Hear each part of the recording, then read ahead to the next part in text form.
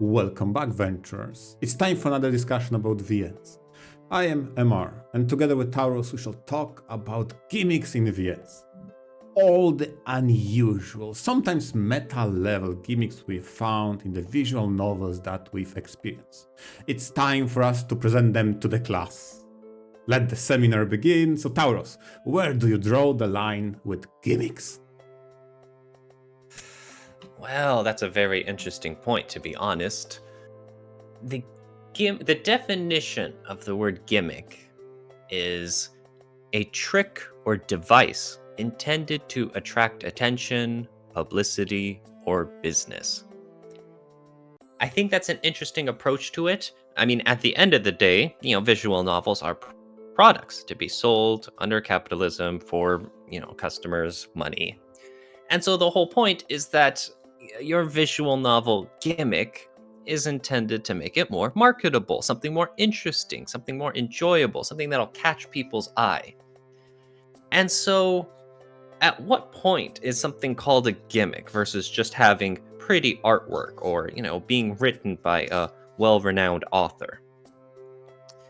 And so I think there's a lot of leeway that can be given, but on the other hand, there's all sorts of varied visual novels that include all sorts of interesting one-shot gimmicks to their name that really provide a lot of enjoyment in this very wide medium. So, I mean, right off the bat, there's one question I want to ask you, MR, is that how much is gameplay a gimmick? There are some purists out there who think that visual novels should be entirely text, and even Little Busters, and they had their little baseball mini game that really it wasn't terribly consequential to the story. It's still hugely like over 95% visual novel, but still that was a sticking point for many people. And so I want to hear your thoughts because you really like gameplay in visual novels, right? Yes, and when it comes to the definition, I would say I personally don't view gameplay in gameplay events as a gimmick. I'd much sooner say the gimmick may be when the gameplay concepts start being acknowledged in the story itself. For example, I don't want to focus too much on the gameplay in Son Goku Runs as an example, but there is a series of stories and events with particular character in which you encounter another experienced swordsman. So there's a side character that wants to get stronger, and to get stronger she wants to fight with stronger opponents, of which she encounters a very powerful, very renowned swordsman.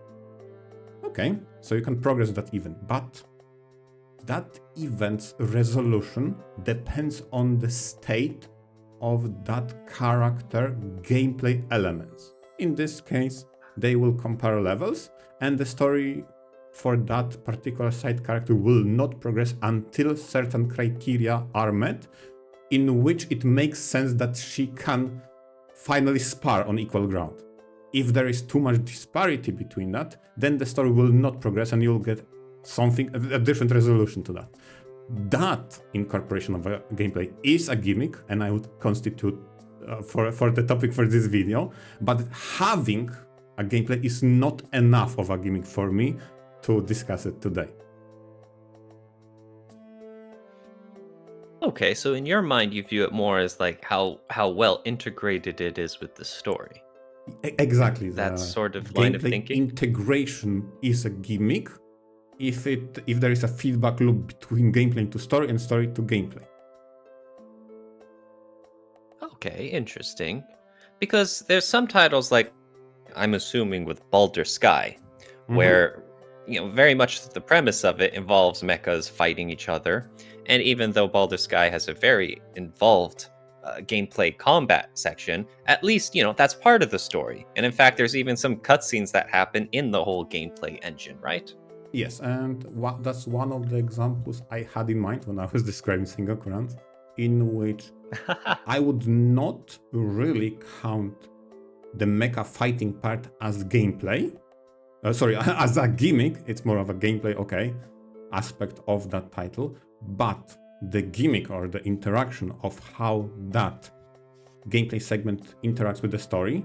For example, if there are certain time threshold met, story switches, and within that gameplay segment you slowly develop what are called plugins, because this title is set up in a very cyberpunk-ish setting. There is a lot of messing with cybernetics, and you can install more plugins. Whether or not you have a plugin installed does not affect gameplay for some of them. It's half and half. Some are cosmetic, they change the UI to reflect your progression with the story. Some do have some slight interaction with gameplay, but there are some plugins that also alter the story itself. So that, I would say, is a gimmick as well.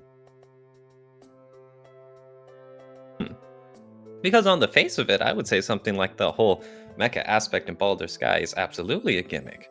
I mean, you think of a visual novel and you go to the purist mindset of that a VN can only be words. And then meanwhile, here comes Baldur's Sky busting in where it's a big ol' action combos with all the setup and all the stats and all the different mechas involved. Fair. You That's can like, have that stand. from a Sure. typical outlook, I guess you could say, it's like that's one heck of a selling point for the VN. It's very distinguishable from anything else on the market, right? Fair enough. Maybe to some degree my definition is slightly different because I'm so used to VNs with gameplay incorporation. So for me, the baseline is okay. I accept that there may be VNs with gameplay. Whatever percentage you think is appropriate or should there be, up to the discussion. But for me, a gimmick would be if you go step beyond. Not only you have a gameplay, but the gameplay makes sense and complements the overall narrative. Instead of just random gameplay segment, now we play cards so I can survive this crisis and drama. Like, what? You see my point, when the gameplay is detached.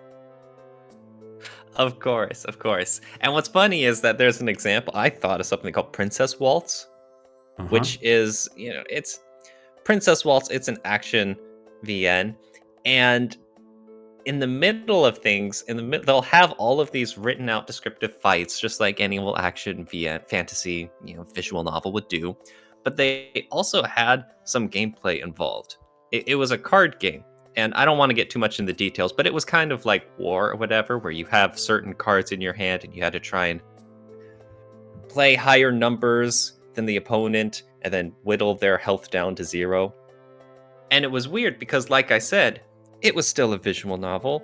It still wrote out the action scenes with all the words and the CGs and the dramatic music exactly how you would expect a visual novel to go. But just this whole sudden gameplay aspect that had no real bearing on the fight itself felt very jarring.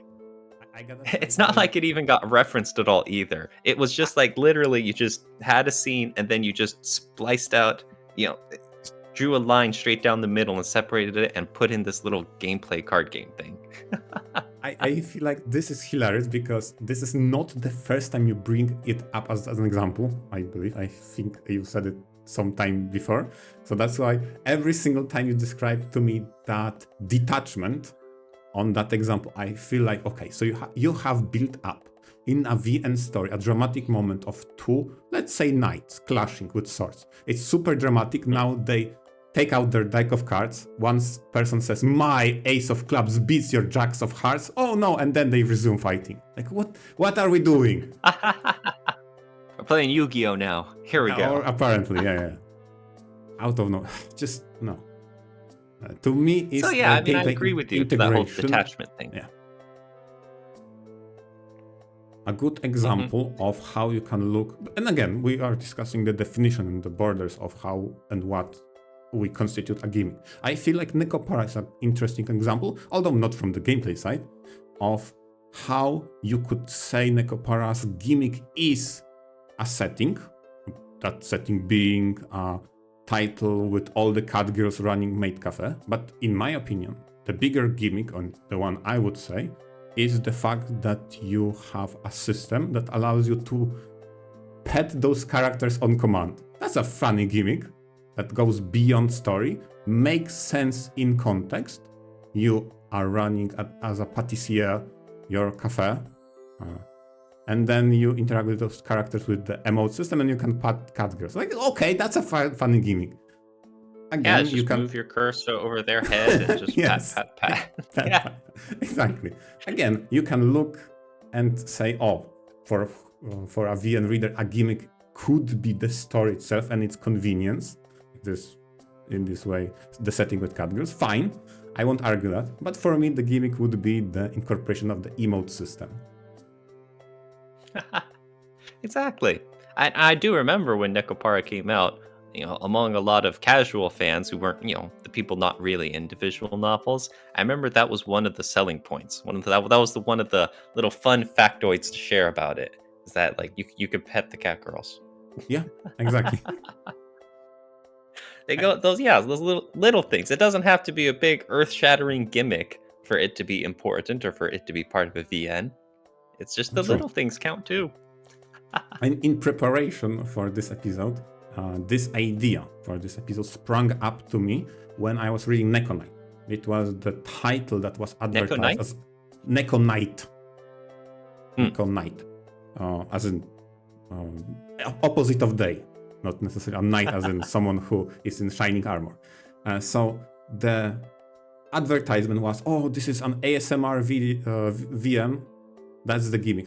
I read it and like, wait, I don't care about ASMR. I was completely oblivious and neutral to that aspect. But having camera rotation and control over a CG that is bigger than the screen was something unique. I've never seen that in a VN. So you had it was like 4K CGs, right? Exactly. Huge CGs that were misaligned often. So you had a very tall vertical CG on a horizontal screen. So you have to go up and down. But there were CGs that were more rectangular and bigger than the screen as well. And the gimmick was you could, during the conversation, manipulate camera and look for funny quirks of how those cat girls reacted. So, for example, how to describe it? To be careful, because a lot of those were very ecchi scenes. When you were admiring their legs, let's say it like that, you could see the detail change on their tails. Because they could curl, they could mellow out. Like, that was funny to see. The CGs hide the detail from you, how those characters reacted to the situation at hand. I felt like that was an interesting gimmick. One of the, I guess you could say, criticisms about it, though, is asking, well, why would you hide it? Yes, exactly. It's like if you're the artist, if you're the director of this title or whatever, it's like, hey, if we're gonna put out good material, we want everyone to see it. We don't want to try and sneak it by the reader. True. Because on the one hand, you get the enjoyment, like how you said, how you could like, you had this big old canvas and you could keep exploring the different parts and see the changes and see how the story is developing and all that. But on the other hand, it's like, as the artist, as the director, it's kind of your job to also convey that to the reader as easy as possible. True. And while I felt like this was a very interesting gimmick, I feel like it was a good thing that this VN was very short, because I feel like the novelty ran out pretty quickly after a few CGs. You had to mull over and look around. And multiple times too, obviously, because maybe you checked out the lower left corner one time, but since conversation progressed and something happened, maybe something changed there as well. Like, okay, the novelty slowly runs out. Okay, so can we wrap it up? It's an ecchi Five Nights at Freddy's. Don't say it like that, but it sounds funny and accurate as well in some aspects. Yes. Because there's a title, 428 Shibuya Scramble. And their main gimmick, well, there's a few. That's a very unique visual novel. But one of the first things that jumps out is that it is shot entirely in live action. All the characters are like real people as actors, like how you'd expect in like a TV series. And there aren't any sprites. It's basically the whole thing is, I guess you could say the whole thing is CGs, where it's constant camera shots of them like in an action scene. Like if someone took a movie or like I said a TV series and the backgrounds are entirely screenshots from that series. And so it gives it a very live action feel. It makes you feel like this is less somewhat of a visual novel and more so of like a very real movie like quality. And it is a gimmick, and I'm mentioning this as well because there are some people where it's kind of a turnoff. It is pretty different from what you typically expect out of a visual novel, and it's also different from what people would expect out of like the anime weeb style of imagery. I personally really enjoyed the change of pace that came with 428 Shibuya Scramble, but as far as gimmicks go, gimmicks don't always hit the mark. For all of True. the interest and the uniqueness it brings, sometimes, it's a turnoff to some people, and that's just how it is. Yeah, I completely agree that in case of Shibuya Scramble, there are multiple levels of that gimmickness that may or may not appeal to the viewer base, or the reader base, I suppose. But it makes it stand out. And speaking of standing out, Yes. this is a funny thing. Before I got deeply into VNs, I've read a lot of RPGs, and quite a lot of them, especially from older era, had a continuation, a sequel, based upon your previous save states. So you could finish a title in a series that produces a save file. You will load to the next installment in that title to continue the story. One of the early reads of my VN career has been Hate series, the analog, the Hate story, and Hate Plus, its continuation. And they also had the save loading to continue the story feature. And I felt like, damn, finally, we have a VN, in this case, anime like medium with the loadings mechanism. Surely there will Yeah, be where more. like if you had read the first one, analog a hate story, and then you read Hate Plus, Hate Plus would Yep. start with it reading your save data for analog a hate story to know how that played out and of the choices you made and stuff, and it would continue off of that, right? Yeah, and my first reaction was, oh, cool, I've seen that in games. Now I get to experience it in that event. Surely there will be more in the future. And it's funny in retrospective how just that doesn't happen. I don't know any other VN with a save load to continue the story kind of gimmick. Yeah, I'm with video games it's more possible because, of direct sequels and whatnot. But for visual novels, it's kind of weird because there are so few direct sequels that exist for visual novels. And the ones that do are typically for like linear stories. Either the Yep. ones that don't have any choices at all or they end a specific way. And so your choices, I don't want to say your choices were meaningless, but in the grand scheme of things, they weren't terribly important.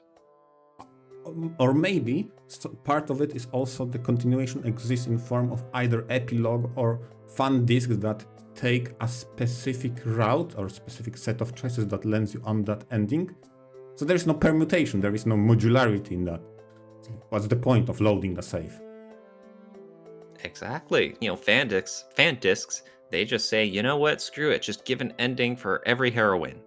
And they don't need to read your previous load data. They don't need to know your previous saves. It's, if you drill it down, there's only, you can say 5 or so endings for each of the 5 heroines. And so they just make 5 after stories. And it's Yep. like, well, okay, they didn't need to read any previous save data then. It's just, here you go. Exactly, that's one pain point I have with Fate Hollow Ataraxia is that they had an opportunity to explore that system, but chose not to, and Nasu said, it's a sequel of, don't worry about it. Well, Like, Fate okay. Hollow Ataraxia is a little weird, right? Because it just kind of melds everything together. They went from Fate's 3 distinct individual routes, and they just said, okay, just all of them are canon. All of them, none of them, some of them. Yes, you survived, okay? Like, what? And it had a very cool groundwork of having three distinctive, what's maybe some permutation. And I think UBW had some permutation, but three distinctive endings that you could make a sequel and to take each of them and explore how would those continue on. Like, it makes me angry. Although my anger is subsidized by the fact it's actually a good game. Hello Ataraxa turned out to be pretty cool, so I'm not as angry as I could have been, okay? Oh yeah. Yeah, being a good product fixes a lot of complaints. True. But yeah, I see what you mean. Fate's three routes had, very distinct endings in terms of what went down during the routes and, which characters are sticking around and which have perhaps, moved on or left or died in the process, and very different relationships and character interactions. There's a whole lot of juicy material that could be out of each route, following specifically the Fate route versus following specifically, Heaven's Feel. Very different situations, and you got to imagine there's a whole lot of dramatic irony there too. There's the reader that knows things that's going on in the background that the characters don't in that specific route. There's so many possibilities. And It's to like, give an yeah. example, And so, I'll give an example of how that possibility and that potential can be executed.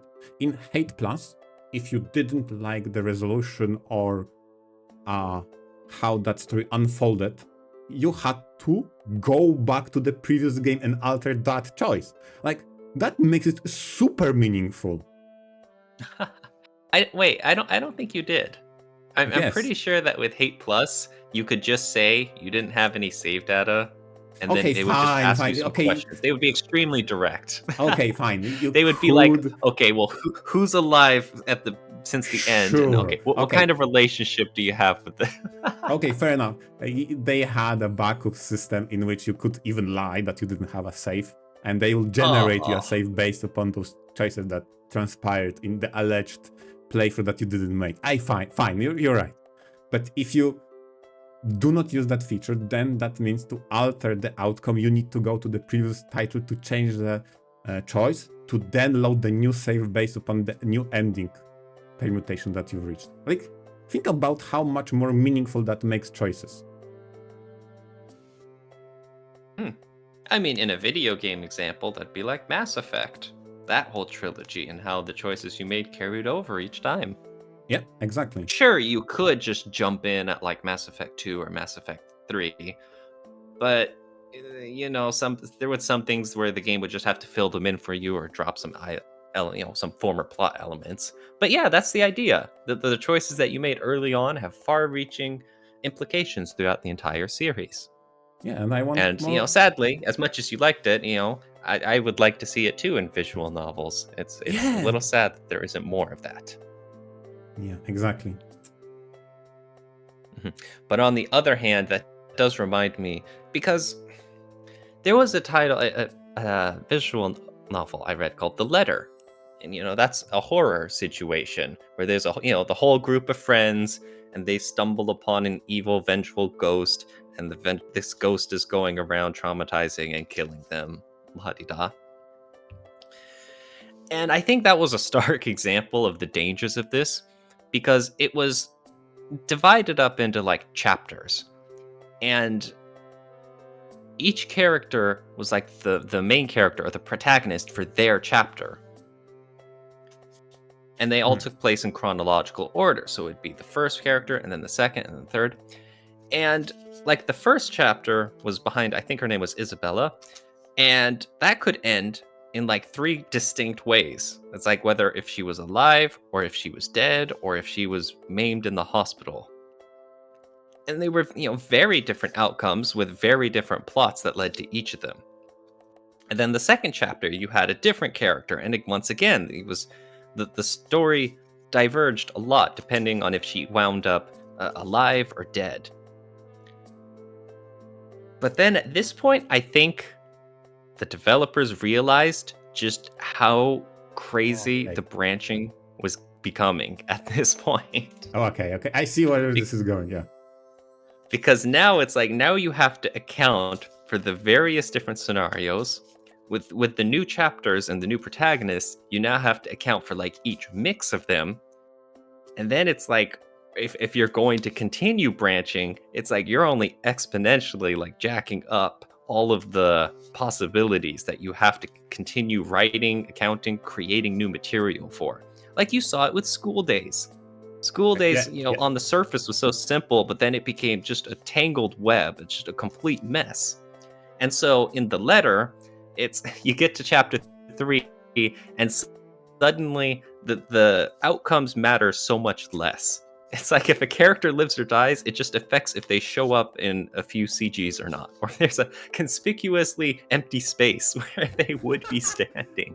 An empty chair in the CG. I'm like, okay. But yeah, with School Days, you bring up a good point in how much of a tangled mess that has become with only 2 characters that lived for the majority of the game, let's say, until the ending. And the only thing that changed was your affection and a couple of choices towards them. And that became huge mess.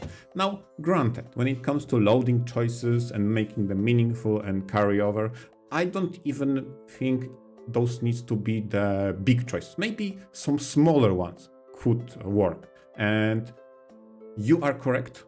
If you try to incorporate that system into main story beats and main character, you are shooting yourself in the foot. You have to make story a bit more modular to account for that. I agree with that, but I understand also the dangers of that. Yeah, I get it.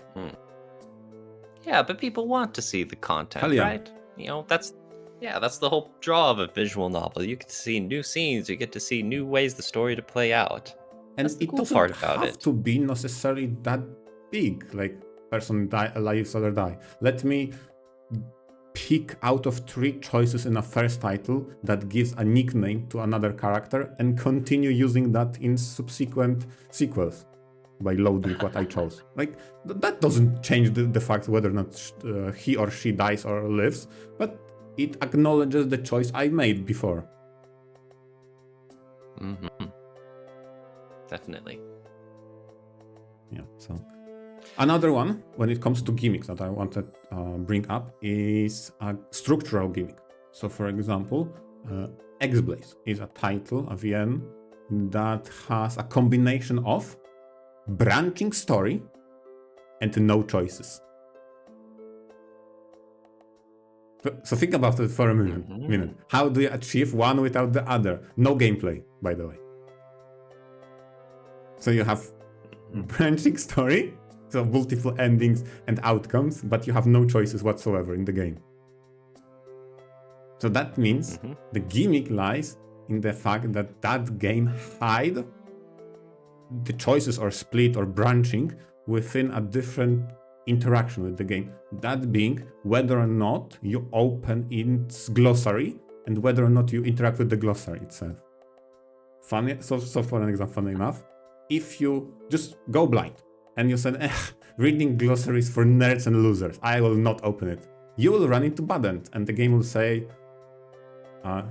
basically, apathy is death.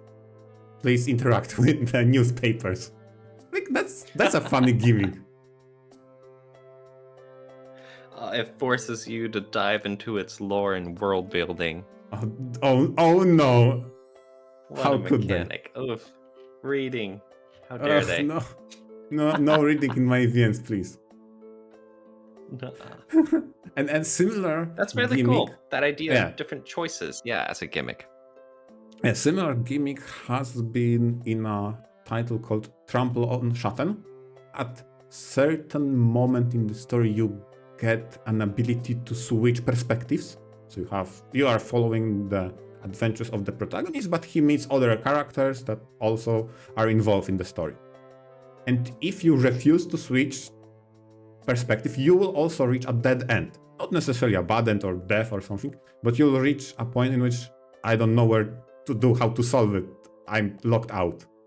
So yeah, the game will make it clear to you, you should explore different people's perspective, and you will, kind of from a meta level, more maybe meta narrative, push the story forward by solving this, whatever obstacle you had at that moment.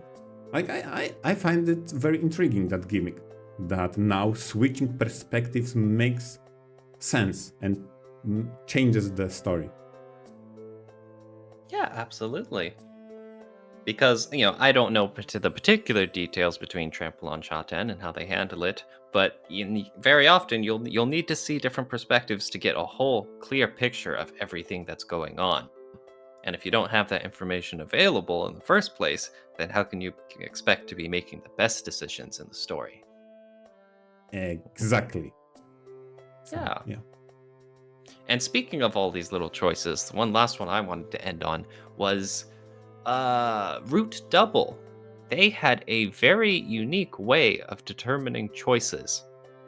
A lot of times in visual novels, you just get choices and they're listed out in front of you, like yes or no, or just, multiple options on the screen and you click one. Root Double had something called senses sympathy, where when certain important, I guess you could say, story moments were coming up, you could adjust the main character's levels of trust in others. Yeah, there would be a graph of like all of the characters in the cast, and you would, adjust the graph of how much trust you wanted to put in that person. And it was definitely a little weird, and it took a lot of players a while to get used to. So like the first example would be like our main character wakes up with amnesia. He is apparently inside of a nuclear reactor suffering a meltdown, and he's part of the rescue squad to find survivors and get them out. But like I said, he's got amnesia. So he's not entirely sure of what the heck's going on around him. One of the, rescue workers tells him, "Hey, since we're in this, meltdown nuclear plant, you need to regularly take this medication to protect yourself from the radiation." And then, this is one of the first instances of this senses sympathy stuff, is how much trust do you want to put in this, stranger basically that you've met, versus how much trust do you put in yourself that, hey, things are really weird, I gotta figure this out myself. And that's how the story unfolds. Depending on if you put a high level of trust in the partner, you take the medicine, and if you put the high level of trust in yourself, you don't, and that affects how the story plays out. But it's really weird too, because of how it also, the whole group dynamics, when you have the entire cast at play, and somehow the unique ways that putting your trust in certain people can lead the story down certain paths as opposed to others.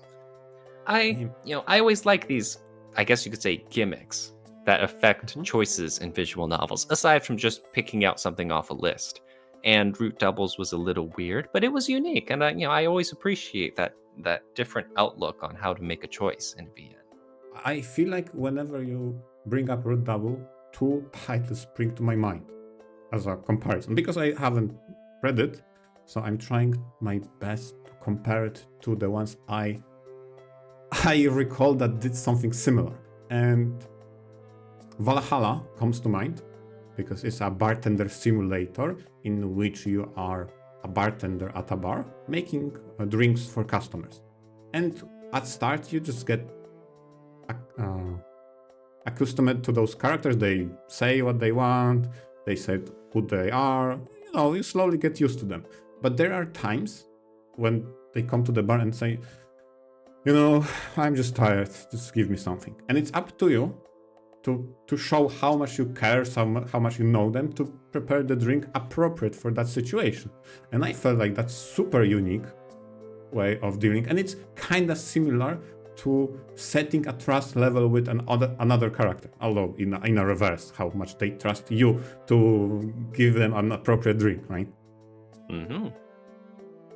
Another title that also springs to mind, that instead of giving laid out choices, right? Do you pick left or right? As two choices, right? Left, right. Similarly to how Root Double, you can put a trust in a person. Princess X, and I know I bring that title a lot because it's super unusual. Princess X oftentimes has an event in which the protagonist interacts with a character, be it in they spend some time together, maybe go on a date, whatever. He comes back, and then you have an opportunity to assess the situation, so to speak. And instead of choosing choice like, I like that character or I don't like that character, you will get approached by two of your little sisters, and each of them will make a statement regarding the character, and you have to pick a sister you agree with statement more.